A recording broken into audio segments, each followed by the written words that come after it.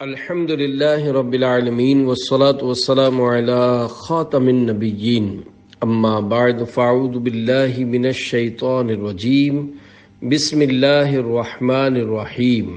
کس کس کو عیب بتا سکتے ہیں؟ یہ مضمون غیبت کی تباہ کاریاں صفحہ 230 تا 243 سے لیا گیا ہے۔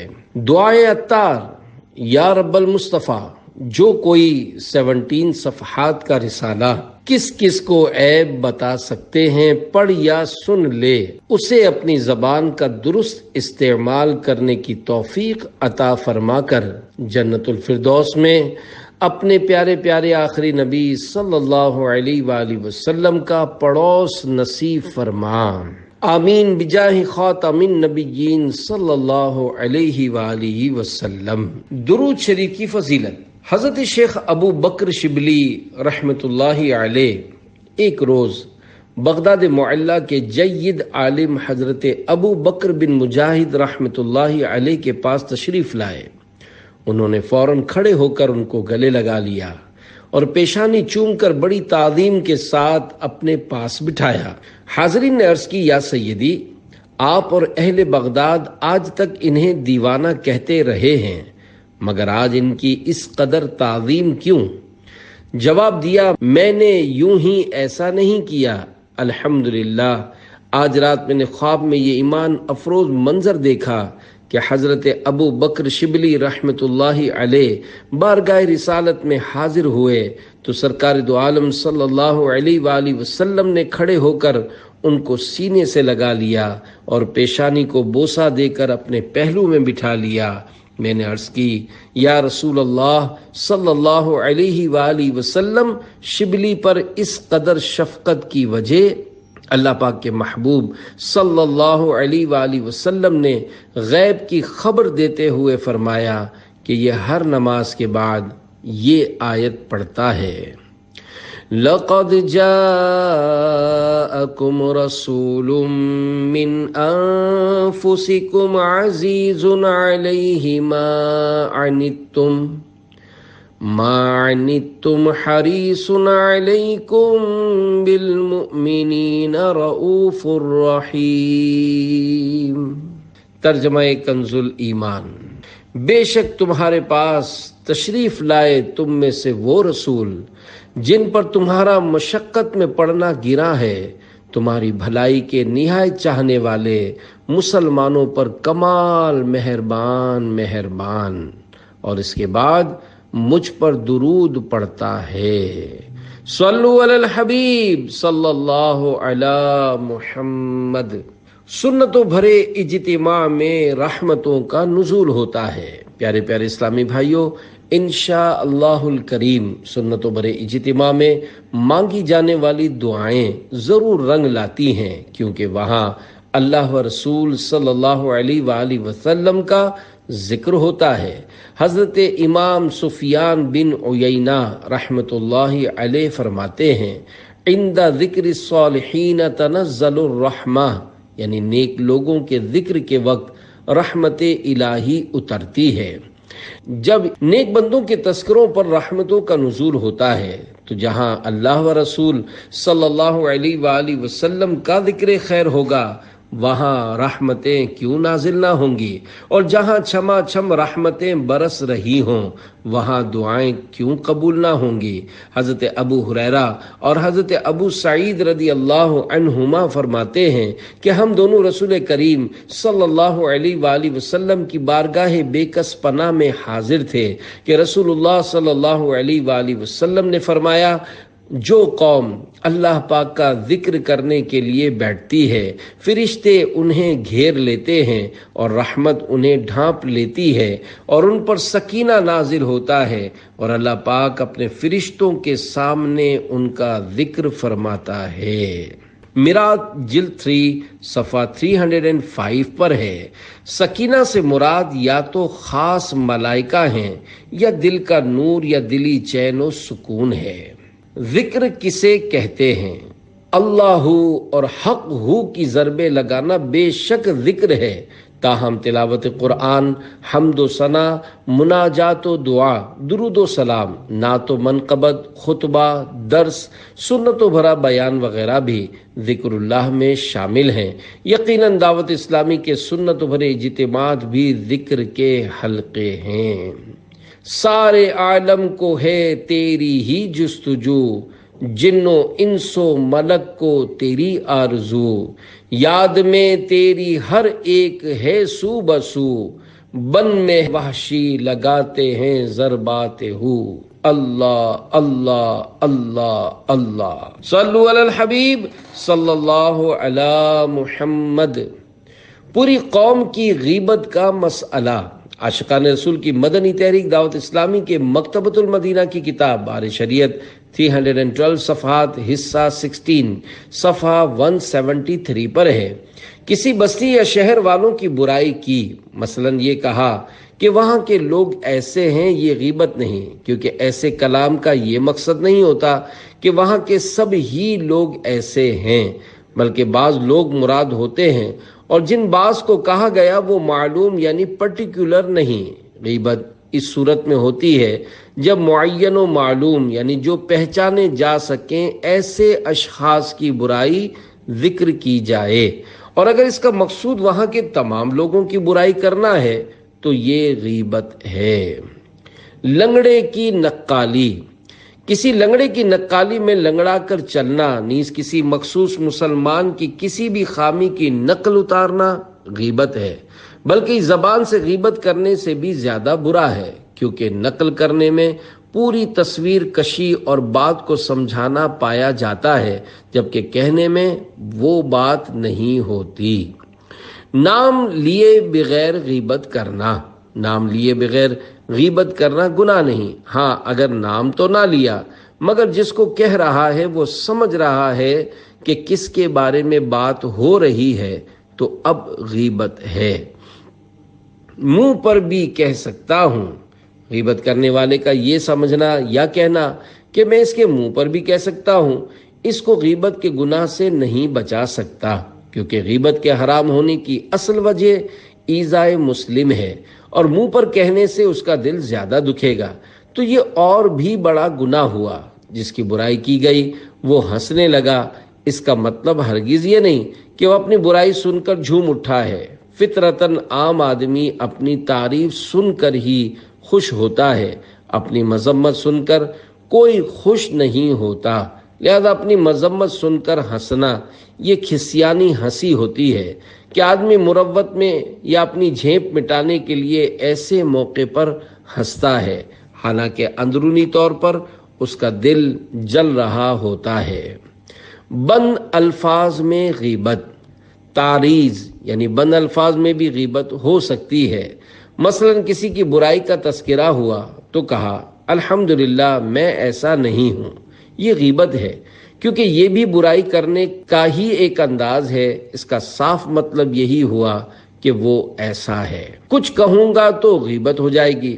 کسی مسلمان کے بارے میں بات چلی تو کہا چھوڑو یار میں اس کو جانتا ہوں، اگر کچھ کہوں گا تو غیبت ہو جائے گی۔ ایسا کہنے والا غیبت کر چکا کہ اس نے اس انداز میں اس کی برائی کر ڈالی۔ اس طرح کی غیبت پر مبنی مزید 14 جملے۔ بس جی اللہ معاف کرے، اس کے بارے میں آپ کو کیا بتاؤں، بس بھائی کیا کہوں، اس کے لیے تو دعا ہی کی جا سکتی ہے۔ یار اس کو سمجھانا اپنے بس کی بات نہیں، جب اس کی سوئی اٹکتی ہے تو پھر کسی کی نہیں سنتا۔ آج کل اس کی گھومی ہوئی ہے، بھائی میں تو اس سے باز آیا، میری سنتا ہی کب ہے۔ جب مطلب ہوتا ہے تو ہاں جی کرتا ہے، اس کے بعد لفٹ بھی نہیں کراتا۔ اچھا دروازے پر فلاں کھڑا ہوا ہے، اس کا کوئی مطلب پڑا ہوگا، اس سے جان چھڑانے کی بڑی کوشش کی مگر وہ تو بالکل ہی چپک گیا تھا۔ میں نے تو اسے ٹالنے کی بہت کوشش کی مگر ٹس سے مس نہیں ہوا۔ یار وہ کہاں کسی کو گھاس ڈالتا ہے، اف وہ منوس کہاں آ گیا، وہ تو نادان دوست نکلا، اس کا کام نہیں، وہ تو سیدھا آدمی ہے، عموماً سیدھا آدمی کہہ کر بیوقوف یا نادان یا کم عقل مراد لیتے ہیں۔ کیسا میٹھا میٹھا بن رہا تھا۔ عیب پوشی کے لیے جھوٹ جائز ہونے کی ایک صورت۔ غیبت میں ایک بہت بڑی آفت یہ بھی ہے کہ جب ایک فرد کی غیبت دوسرے کے سامنے کی جاتی ہے تو بعض اوقات وہ ایک فرد دوسرے کی نظر سے گر جاتا ہے، اور شریعت کو یہ قطعاً ناگوار ہے کہ ایک مسلمان دوسرے مسلمان کی نظروں میں ذلیل و خوار یعنی ڈی گریڈ ہو، حتیٰ کہ مسلمان کی عزت بچانے کی نیت سے بعض صورت میں جھوٹ بولنے کی بھی اجازت ہے، کیونکہ مسلمان کی جان، مال اور عزت و آبرو کی حفاظت کی شریعت میں نہایتی اہمیت ہے۔ اس کی ایک مثال ملاحظہ فرمائیں۔ چنانچہ عاشقان رسول کی مدنی تحریک دعوت اسلامی کے مکتبۃ المدینہ کی کتاب بحر شریعت 312 صفحات حصہ 16 صفحہ 161 پر ہے۔ کسی نے چھپ کر بے حیائی کا کام کیا ہے، اس سے دریافت کیا گیا کہ تو نے یہ کام کیا؟ وہ انکار کر سکتا ہے، کیونکہ ایسے کام کو لوگوں کے سامنے ظاہر کر دینا یہ دوسرا گناہ ہوگا۔ اسی طرح اگر اپنے مسلم بھائی کے بھید پر مطلع ہو تو اس کے بیان کرنے سے بھی انکار کر سکتا ہے۔ شرف حج کا دے دے چلے قافلہ پھر، میرا کاش سوئے حرم یا الہی، دکھا دے مدینے کی گلیاں، دکھا دے نبی کا حرم یا الہی۔ خود کو ذلت پر پیش کرنا جائز نہیں۔ مسلمان کی عزت کی بہت اہمیت ہے۔ خود اپنے ہاتھوں اپنی عزت خراب کرنے کی بھی شرعاً ممانعت ہے، لہذا ایسے ملکی قوانین پر عمل کرنا شرعاً ضروری ہے جو کہ قرآن و سنت سے نہ ٹکراتے ہوں اور ان پر عمل نہ کرنے میں ذلت و معصیت کا خطرہ ہو۔ مثلاً ڈرائیونگ لائسنس کے بغیر اسکوٹر، کار وغیرہ چلانے کی اجازت نہیں، کیونکہ چلائی اور پکڑا گیا تو بے عزتی کے ساتھ ساتھ جھوٹ، رشوت اور وعدہ خلافی وغیرہ گناہوں میں پڑنے کا قوی امکان موجود ہے۔ لہذا کئی گناہوں اور جہنم میں لے جانے والے کاموں سے بچنے کے لیے ڈرائیونگ لائسنس ہی بنوا لیا جائے اور گاڑی چلاتے وقت لازماً اپنے ساتھ رکھا جائے۔ میرے آقا اعلی حضرت امام اہل سنت مولانا شاہ امام احمد رضا خان رحمت اللہ علیہ فتاوی رضویہ جلد 21 صفحہ 183 پر فرماتے ہیں، محض بلا وجہ شرعی بلکہ برخلاف وجہ شرعی ایک گناہ پر اصرار کے لیے اپنے نفس کو سزا و ذلت پر پیش کیا، اور یہ بھی بحکم حدیث حرام ہے۔ جلد 29 صفحہ 93-94 پر فرماتے ہیں، حدیث میں ہے، جو شخص بغیر کسی مجبوری کے اپنے آپ کو بخوشی ذلت پر پیش کرے وہ ہم میں سے نہیں ہے۔ بہرحال اپنی عزت کی حفاظت ضروری ہے۔ مجھے نار دوزخ سے ڈر لگ رہا ہے، ہو مجھ ناتواں پر کرم یا الہی، صدا کے لیے ہو جا راضی خدایا، ہمیشہ ہو لطف و کرم یا الہی۔ صلو علی الحبیب صلی اللہ علی محمد، توبو الی اللہ استغفر اللہ، صلو علی الحبیب صلی اللہ علی محمد۔ دعا کے لیے درخواست دینے کا طریقہ۔ بعض لوگ جب کسی کو دعا کے لیے مکتوبات یا رکعات بھجواتے ہیں تو ان میں معاذ اللہ اپنی گندی حرکات کے انکشافات کرتے، بلکہ اپنی ماں بہنوں تک کے لیے حیا سوز باتیں لکھنے سے باز نہیں رہتے۔ مثلا میری ماں یا بہن یا بیٹی یا بہو یا بیوی کے پرائے آدمی سے ناجائز تعلقات ہیں۔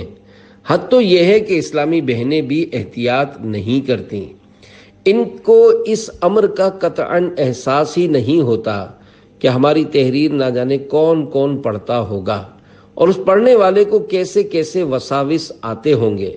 کوئی لکھتی ہے، میرا شوہر یا باپ کماتا نہیں، بس سارا دن گھر میں پڑا رہتا ہے اور گھر میں جھگڑے کرتا رہتا ہے، ساس یا نند ظلم کرتی ہے، میرا بھائی جواری ہے، میری بہن کسی کے ساتھ بھاگ گئی ہے، میرا بھائی کسی لڑکی کے چکر میں ہے، میرا بیٹا شراب پیتا ہے، میری بیٹی فیشن کر کے بے پردہ گھومتی ہے وغیرہ۔ دعا کا کہنے کے لیے یہ تفصیلات بیان کرنے کے بجائے مبہم یعنی بند الفاظ میں بات کرنی مناسب ہے۔ مثلا بیٹا یا بھائی یا شوہر شراب یا جوئے کی برائی میں مبتلا ہے تو اس برائی کی اور برائی کرنے والے کی نشاندہی کیے بغیر ان الفاظ میں دعا کروا سکتے ہیں: میرے قریبی عزیز بعض بری عادتوں میں گرفتار ہیں، ان کی اصلاح کے لیے دعا کر دیجئے۔ یوں ہی بہن یا بیٹی بھاگ گئی یا کسی لڑکے کے چکر میں پڑ گئی تو ان الفاظ میں دعا کی درخواست کی جا سکتی ہے: میری ایک رشتہ دار کسی ناقابل بیان برائی میں پڑ گئی ہے، اس کے لیے دعا کر دیجئے۔ ان الفاظ سے دعا کروانے میں فائدہ یہ ہے کہ چونکہ فرد معین یعنی پرٹیکولر نہ ہو، لہذا غیبت کا امکان اصلاً بالکل ہی ختم ہو گیا۔ دوسری بات یہ کہ مخصوص برائی اور خلاف حیا الفاظ کے بیان سے بھی بچت ہو گئی۔ ہاں، اگر کسی نے دعا کروانے کی نیت سے اپنی یا کسی مخصوص فرد کی خامی یا عیب کسی کے آگے بیان کر دیا تو یہ گناہ بھری غیبت نہیں، گناہ بھری غیبت اسی صورت میں ہوگی جبکہ کسی معین و معلوم فرد کی خامی محض اس کی برائی کرنے کی نیت سے بیان کی جائے۔ طبیب کو عیوب بیان کرنے کا طریقہ: طبیب یا عامل کو بنیت حصول علاج عیوب بتانے میں حرج نہیں، البتہ فرد معین کا تذکرہ کیے بغیر کام چل جاتا ہو تو چلا لیجئے۔ مثلا میرا بیٹا شراب پیتا ہے کہنے کے بجائے یوں کہہ دیجئے کہ میرا ایک رشتہ دار شراب پیتا ہے۔ اگر نام وغیرہ بتانا ضروری ہو یا خود اپنی ہی خامیاں بیان کیے بغیر چارہ نہ ہو تو یہ احتیاط ضروری ہے کہ اس طبیب یا عامل ہی کو بتایا جائے، بلا حاجت کوئی بھی دوسرا فرد وہ باتیں سننے یا جاننے نہ پائے۔ بڑے ڈاکٹر عموماً اپنے کمرے میں الگ بلا کر مریض سے احوال سنتے ہیں، مگر نہ جانے کیوں ان کی اکثریت اس موقع پر تعاون کے لیے بے پردہ عورت ساتھ رکھنے کا گناہ کرتی ہے۔ چند بار مجھے جب ایسا اتفاق ہوا ہے تو رازداری کی گفتگو نہ ہونے کے باوجود نگاہوں کی حفاظت کی خاطر درخواست کر کے عورت کو کمرے سے باہر بھجوا دیا ہے۔ ہر ایک کو حکم شریعت پر عمل کرنا چاہیے۔ روحانی علاج کے بستے پر رازداری کا طریقہ۔ سوال: دعوت اسلامی کی مجلس روحانی علاج کی طرف سے ملک و بیرون ملک روحانی علاج کے بے شمار بستے لگائے جاتے ہیں۔ دکھیارے لوگ قطار لگا کر اپنے مسائل بتا کر فی سبیل اللہ علاج حاصل کرتے ہیں۔ ان میں یقیناً راز کی باتیں بھی ہوتی ہیں۔ ہر ایک کو الگ سے وقت دینا ہمارے بس کا روگ نہیں، کوئی حل بتا دیجئے۔ جواب: روحانی علاج کے ذریعے شہنشاہ رسالت صلی اللہ علیہ وآلہ وسلم کی دکھیاری امت کی خدمت بے شک بہت بڑی سعادت ہے، مگر اس مدنی کام اور ہر عمل کو گناہوں سے پاک صاف رکھنا ضروری ہے۔ ہرگز یہ نہیں ہونا چاہیے کہ ایک مستحب کام کے لیے گناہوں بھرے حرام اور جہنم میں لے جانے والے کام ہوتے رہیں، لوگوں تک آواز نہ پہنچے۔ اس کے لیے کوئی حکمت عملی اختیار کرنا ضروری ہے۔ مثلا بستے کے سامنے اتنے فاصلے پر کوئی رکاوٹ رکھ دی جائے جہاں تک آواز نہ جا سکے، جس کی باری ہو اسی کو قریب بلایا جائے۔ پریشانیاں سننے کے لیے صرف ایک فرد ہو جو کہ خوف خدا کا حامل اور مسلمانوں کے رازوں کا امین ہو۔ بلا اجازت شرعی اس کا کوئی معاون ہرگز قریب نہ رہے۔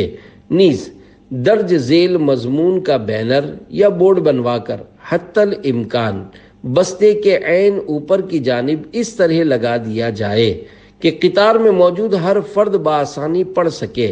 نیز وقتاً فوقتاً اس مضمون کا اعلان بھی کیا جاتا رہے۔ مضمون یہ ہے: کانوں میں پگھلا ہوا سیسا ڈالا جائے گا۔ لوگوں کو بغرض علاج مجبوراً راز بھی بتانے پڑتے ہیں، لہذا بستے پر ہونے والی گفتگو کو سننے سے دوسرا آدمی اپنے آپ کو بچائے۔ سرکار مدینہ صلی اللہ علیہ وآلہ وسلم کا فرمان عبرت نشان ہے، جو شخص کسی قوم کی باتیں کان لگا کر سنے حالانکہ وہ اس بات کو ناپسند کرتے ہوں یا اس بات کو چھپانا چاہتے ہوں، تو قیامت کے دن اس کے کانوں میں پگھلا ہوا سیسا ڈالا جائے گا۔ حکیم الامت حضرت مفتی احمد یار خان رحمۃ اللہ علیہ مذکورہ حدیث پاک کے تحت فرماتے ہیں، یعنی جو دوسروں کی خفیہ بات چھپ کر سنے اس کے کان میں قیامت کے دن سیسا گرم کر کے انڈیلا جائے گا۔ حدیث بالکل ظاہر پر ہے، اس میں کسی تعویل کی ضرورت نہیں۔ واقعی اسے قیامت میں یہ عذاب ہوگا کہ یہ بھی راز و نیاز کا چور ہے۔ حدیث پاک کی شرح بورڈ یا بینر میں نہ ڈلوائیں کہ یہ مضمون کافی طویل ہو جائے گا۔ ہاں، ہینڈ بل وغیرہ میں شامل کرنے میں مضائقہ نہیں۔ ڈاکٹروں اور عاملوں وغیرہ کے لیے سوال: دوسروں کی موجودگی میں ڈاکٹروں، حکیموں، عاملوں، سماجی کارکنوں اور سیاسی رہنماؤں کو بھی ضرورتاً اپنے راز بتانے پڑتے ہیں۔ اس سلسلے میں بھی کچھ مدنی پھول دے دیجیے۔ جواب: ہر مسلمان کو چاہیے کہ خود بھی گناہوں اور ان کے اسباب سے بچے اور اپنی مقدور بھر دوسروں کو بھی بچائے۔ لہذا ان صاحبان کو بھی ایسی حکمت عملی اختیار کرنی ہوگی کہ ایک کا عیب دوسرا نہ سن پائے۔ یہ حضرات بھی اگر مناسب خیال فرمائیں تو اپنے یہاں مذکورہ بورڈ یا بینر لگوائیں اور اس میں لفظ بستے پر کی جگہ اپنی ضرورت کے الفاظ، مثلاً پیر صاحب سے، بابا جی سے، ڈاکٹر صاحب سے، حکیم صاحب سے وغیرہ کی ترکیب فرما لیں۔ غیبتوں سے بچوں، چغلیوں سے بچوں، ہو نگاہ کرم تاجدار حرم، بد کلامی نہ ہو یا وہ گوئی نہ ہو، بولوں میں کم سے کم تاجدار حرم۔ صلو علی الحبیب صلی اللہ علی محمد۔ غیبت کی 12 جائز صورتیں۔ نمبر 1، بد مذہب کی بد عقیدگی کا بیان۔ نمبر 2، جس کی برائی سے نقصان پہنچنے کا خدشہ ہو تو دوسروں کو اس سے بچانے کے لیے بقدر ضرورت صرف اسی برائی کا تذکرہ، مثلاً جو تاجر دھوکے سے ملاوٹ والا مال بیچتا ہو، اس سے مسلمانوں کو بچانے کے لیے اس کے اس ناقص مال کی نشاندہی کرنا۔ فرمان مصطفیٰ صلی اللہ علیہ وآلہ وسلم ہے، کیا فاجر کے ذکر سے بچتے ہو؟ اس کو لوگ کب پہچانیں گے؟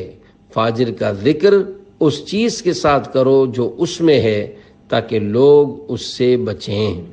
نمبر 3، مثلاً کاروباری، شراکت داری یا شادی وغیرہ کے لیے مشورہ مانگنے پر جس کے بارے میں مشورہ مانگا گیا ہے اس کے اگر ایسے عیوب معلوم ہیں جس سے نقصان پہنچ سکتا ہے تو ضرورتاً صرف وہی عیوب بتانا۔ نمبر 4، قاضی یا پولیس سے انصاف کے حصول کے لیے فریاد کرتے وقت کہ فلاں نے چوری کی، ظلم کیا وغیرہ۔ نمبر 5، جو اصلاح کر سکتا ہو اس سے صرف اصلاح کی نیت سے شکایت کی جا سکتی ہے، مثلاً مرید کی پیر سے، بیٹے کی باپ سے، بیوی کی شوہر سے، رعایا کی بادشاہ سے، شاگرد کی استاد سے شکایت کی جا سکتی ہے۔ نمبر 6، فتویٰ لینے کے لیے نام لے کر برائی بیان کر سکتا ہے، مگر بہتر یہ ہے کہ مفتی سے بھی اشارتاً یعنی زید بکر میں دریافت کرے۔ پہچان کے لیے ضرورتاً گونگا، بہرا وغیرہ کہنا۔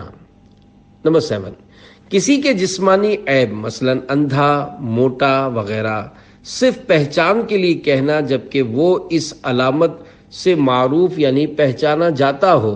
اگر بغیر عیب ظاہر کیے بھی پہچان ہو سکتی ہے تو بہتر ہے کہ نام کے ساتھ عیب کا تذکرہ نہ کرے، مثلاً زید موٹا ہے مگر نام ماں ولدیت بتانے یا کسی اور علامت سے ترکیب بن سکتی ہے تو اب موٹا کہنے سے بچے۔ چنانچہ ریاض الصالحین میں ہے، مثلاً کوئی شخص عارج یعنی لنگڑے، اصم، بہرے، اعمیٰ، اندھے، احول، بھینگے کے لقب سے مشہور ہے تو اس کی معرفت و شناخت یعنی پہچان کے لیے ان اوصاف و علامات کے ساتھ ذکر کرنا جائز ہے، مگر تنقیص یعنی خامی بیان کرنے کے ارادے سے ان اوصاف کے ساتھ تذکرہ جائز نہیں۔ اگر خامی بھرے لقب کے بغیر پہچان ہو سکتی ہو تو بہتر یہ ہے کہ لقب بیان نہ کرے۔ عاشقان رسول کی مدنی تحریک دعوت اسلامی کے مکتبۃ المدینہ کی کتاب بہار شریعت 312 صفحات حصہ 16 صفحہ 178 پر ہے۔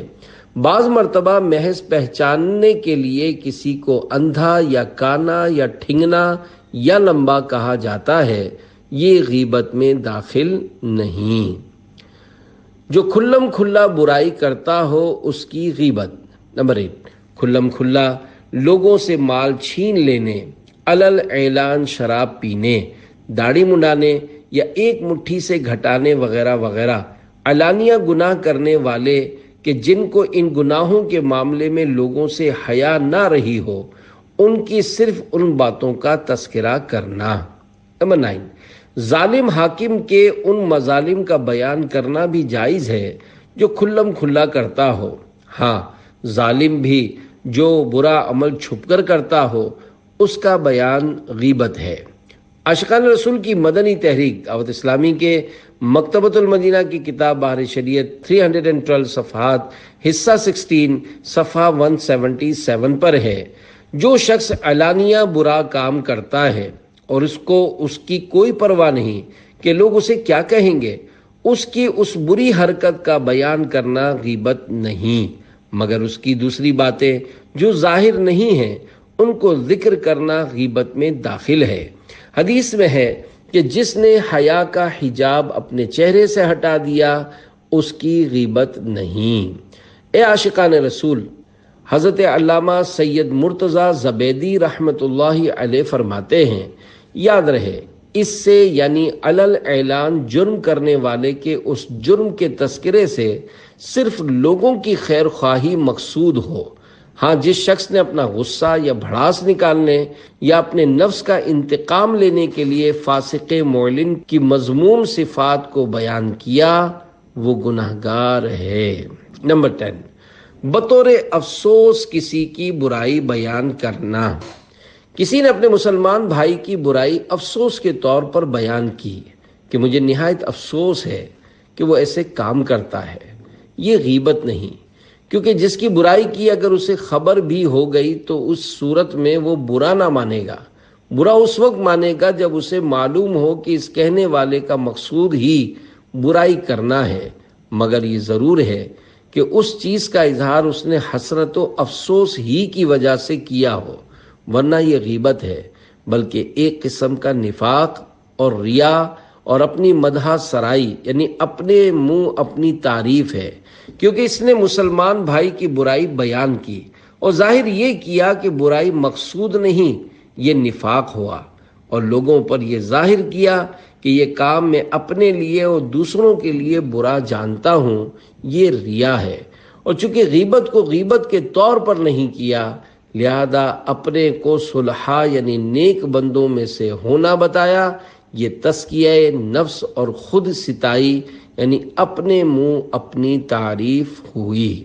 اس جزیے کا یہ مدنی پھول قابل غور ہے کہ بیان کرنے میں اظہار افسوس کا انداز ایسا ہو کہ جس کی غیبت کی گئی اس کو پتہ چل بھی جائے تو وہ یہ سمجھے کہ یہ بیچارہ میری کوتاہی کی وجہ سے غم زدہ ہوا، اس لیے اس نے محض افسوس کے طور پر یہ بات کی ہے، میری برائی کرنا مقصود نہیں۔ بہت سوچ سمجھ کر زبان کھولنے کی ضرورت ہے، محض زبردستی کے افسوس کی کیفیت پیدا کر لینا کافی نہیں۔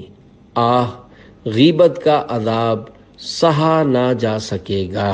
بطور افسوس غیبت کرنے سے بچنے ہی میں عافیت ہے۔ حقیقت یہی ہے کہ غیبت جائز ہونے کی افسوس والی صورت میں غیبت کے گناہ میں جا پڑنے کا خطرہ بہت زیادہ ہے کہ عام آدمی کے لیے حقیقی افسوس اور اصل غیبت میں فرق کرنا بے حد مشکل ہے۔ چنانچہ حضرت علامہ اسماعیل حقی رحمۃ اللہ علیہ فرماتے ہیں، بعض متکلمین رحمت اللہ علیہم یعنی علم کلام کے ماہرین علماء فرماتے ہیں کہ کسی ایسی چیز کا ذکر کرنا جس سے سامنے والے کی تخفیف یعنی تحقیر و تذلیل ہوتی ہو، یہ اس وقت غیبت ہوگی جب کہ اس سے اس کی عزت کو نقصان پہنچانے اور برائی بیان کرنے کا ارادہ کرے، اور ہاں اس کے عیب کو افسوس کے طور پر ذکر کرنا غیبت نہیں کہلائے گا۔ یہ لکھنے کے بعد حضرت سیدنا اسماعیل حقی رحمت اللہ علیہ مزید فرماتے ہیں کہ اس ضمن میں امام سمرقندی رحمت اللہ علیہ اپنی تفسیر میں فرماتے ہیں، میں کہتا ہوں جو ان علماء کرام رحمت اللہ علیہم نے بیان فرمایا ہے اس میں عظیم خطرہ ہے، کیونکہ اس میں یعنی میں تو بطور افسوس غیبت کر رہا ہوں، میں اس بات کا گمان ہے کہ لوگوں کا اس طرح کرنا یعنی اپنے خیال میں افسوس کے لیے غیبت کرتا ہوں سمجھنا بے احتیاطی کی صورت میں ان کو اس بات کی طرف لے جائے گا جو محض گناہ بھری غیبت ہے، لہذا اس کا بالکل ترک کر دینا یعنی بطور افسوس کسی کی غیبت نہ کرنا تقوی کے زیادہ قریب اور زیادہ احتیاط پر مبنی ہے۔ حدیث کے راویوں، مقدمے کے گواہوں اور مصنفین پر جرح یعنی ان کے عیوب کو ظاہر کرنا، مرتد اور کافر حربی کی برائی بیان کرنا، اب دنیا میں تمام کافر حربی ہیں، یہ بیان کردہ تمام صورتیں بظاہر غیبت ہیں اور حقیقت میں گناہوں بھری غیبت نہیں، اور ان عیوب کا بیان کرنا جائز ہے بلکہ بعض صورتوں میں واجب ہے۔ صبح ہوتی ہے شام ہوتی ہے، عمر یوں ہی تمام ہوتی ہے، خوب انسان کو کرتی ہے رسوا جب زباں بے لگام ہوتی ہے۔ صلو علی الحبیب صلی اللہ علی محمد، توبو الی اللہ استغفر اللہ۔ کافر اور مرتد کی غیبت کے احکام۔ اے عاشقان اولیاء، ذمی کافر کی غیبت ناجائز اور حربی کافر اور مرتد کی جائز ہے۔ آج کل دنیا کے تمام یہودی، کرسچن اور ہر کافر حربی ہے، مگر پرانے دور میں جبکہ مسلمانوں کا غلبہ تھا اس وقت ذمی کافر بھی پائے جاتے تھے، ان کو تکلیف دینا، ان کی غیبت کرنا ناجائز تھا، جیسا کہ شاہ ابرار ہم غریبوں کے غم خوار صلی اللہ علیہ وآلہ وسلم کا فرمان نصیحت نشان ہے، جس نے کسی یہودی یا نصرانی کو تکلیف دے بات کہی اس کا ٹھکانہ جہنم ہے۔ ذمی کافر اس مخصوص کافر کو کہتے ہیں جو اسلامی حکومت کو اپنے تحفظ کے لیے جزیہ یعنی ٹیکس ادا کرے، چنانچہ تفسیر نعیمی میں ہے جزیہ یعنی وہ شرعی محصول ٹیکس جو حکومت اہل کتاب یہود و نصارہ سے ان کے جان و مال کی حفاظت کے بدلے وصول کرے۔ دے غیبت سے تہمت سے نفرت خدایا کہ بے شک ہے ان میں ہلاکت خدایا، میری ذات سے دل دکھے نہ کسی کا، ملے مجھ سے سب کو مسرت خدایا۔ غیبت کی تواکاریاں کی قسط بنام کس کس کو عیب بتا سکتے ہیں ختم ہوئی۔ حضرت ابو ہریرہ رضی اللہ عنہ فرماتے ہیں کہ رسول پاک صلی اللہ علیہ وآلہ وسلم نے ارشاد فرمایا، جو کوئی مسلمان کی دنیاوی مصیبت کو دور کرے گا اللہ پاک قیامت میں اس کی مصیبت دور کرے گا، جو مسلمان کے عیب چھپائے گا اللہ پاک اس کے دنیا و آخرت کے عیوب چھپائے گا۔ اللہ بندے کی مدد کرتا رہتا ہے جب تک وہ اپنے بھائی کی مدد کرتا ہے۔